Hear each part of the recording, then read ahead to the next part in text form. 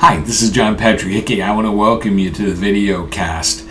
A.A. Mills created a wonderful group of characters that most of us have fallen in love with from the time we were young to this day. And that's Winnie the Pooh and all of his friends in the 100-Acre Woods. They capture an essence of humanity that is fun and delightful and yet very profound. I mean, we all know Pooh's characters. We all know a rabbit, somebody who is just kind of high-strung and wants to get things done and is always fussing and taking care of all the little details. We all know the fearful little piglets in our life, those people who are afraid of absolutely everything that goes on around them.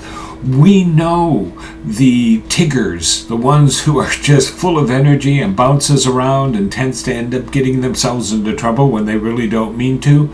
And we all know the lovable Poohs, who are simple and honest and pure and just nice to be around. And of course, and probably most of all, we know an Eeyore. And Eeyore is the person who sits in the gloomy spot and thanks for noticing me and just looks at everything with kind of that negative cloud that is always over Eeyore as he moves around. One of the things I like about Pooh is when he tries to think. When Pooh thinks, he thinks deliberately. He'll sit on his log and he'll put his hand up to his head and he goes, think, think, think, think, think. And that can be cute and funny, but we all do that. That's what makes it humorous. We identify with that. How many times have you had to do something or you had to think through the process of things and you just sat there and went, think, think, think, think. Well, wanting to think, telling yourself to think isn't going to make things happen. Your thoughts are important. Your thoughts control your life more than any other aspect. A lot of people think that our environment, our workplace, our family, those who we care about, those who we're in exchange with all the time, have influence in our life and control how we feel and what we do. And that's not true. The thing that controls us is our thoughts. The great Earl Nightingale used to always say that if you want to change your life, change your thoughts.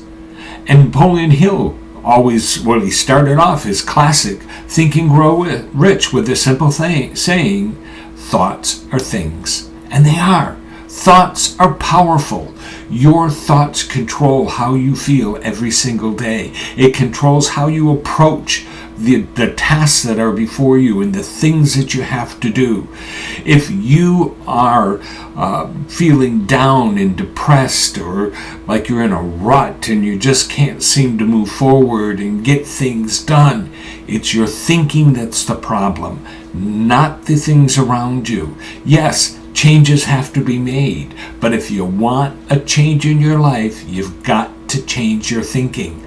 Every single time, your thoughts are the most powerful force that you have. Actually, I think thoughts are probably the most powerful force next to God Himself in the universe, because God gave you the ability to think and control the way that you feel, to think and control your habits and the things that you do. Every action you take, everything that you do is a result of your thinking process. The better you're thinking, the better your behavior will be.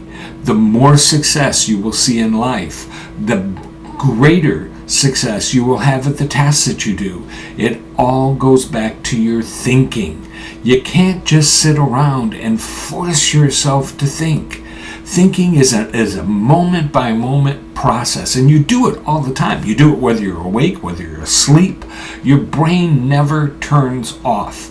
It is always at work. It is always processing things. Have you ever started to think about something, you had to work out a problem, or you had a situation you were thinking about and not sure what to do, and you take those thoughts and you go to bed and you fall asleep, and 3 o'clock in the morning you wake up out of a dead sleep and there it is. You know what it is you need to do. That's because your brain doesn't turn off. It's because your brain continues to work that process. But let me tell you something, and this is very, very important. And at another time, we're going to really dwell into this pretty deep. It is the fact that your brain is kind of like soil. It's kind of like the ground.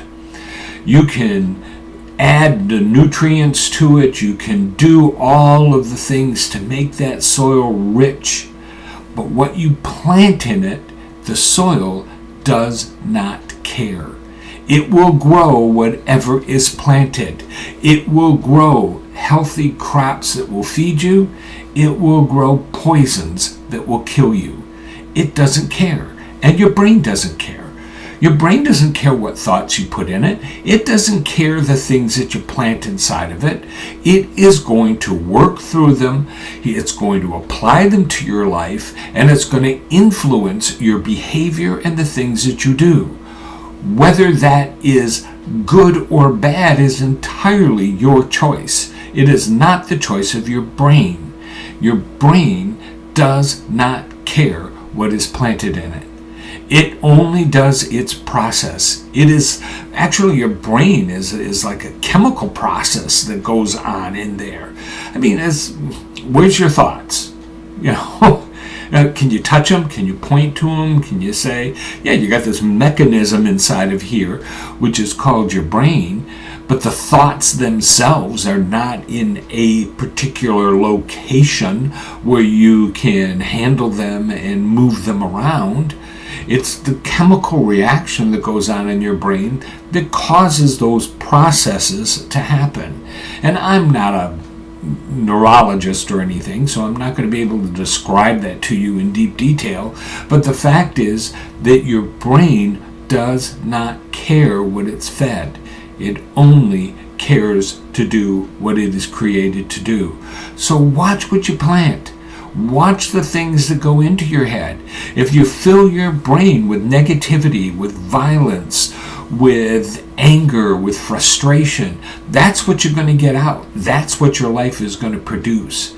If you feed your brain with things that are positive and wholesome and strong and move you forward in the things that you do, that is what you're going to get out. Your thinking process is the most important thing that you have. As long as you can think, you can create. And as long as you can create, you're alive. So take the time to really work through that process. Feed your brain the things that it needs. Remember that your thinking is your life. Change your thoughts and you'll change your life. And then you'll know that you will be your best. You love God, have good manners, discover the unknown, and change your world.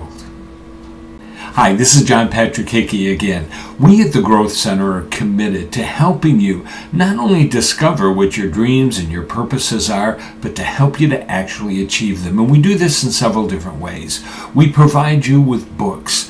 We have a variety of books that will help you to understand the process of goal setting, of personal development, of becoming everything that you were created to be.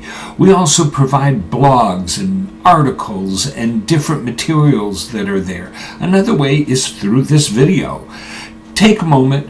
Right below, you're going to see a little button that says subscribe. Subscribe to the video so that you don't miss a single episode that we put out these video casts. I want to thank you for spending some time with us, and let us help you to be your best.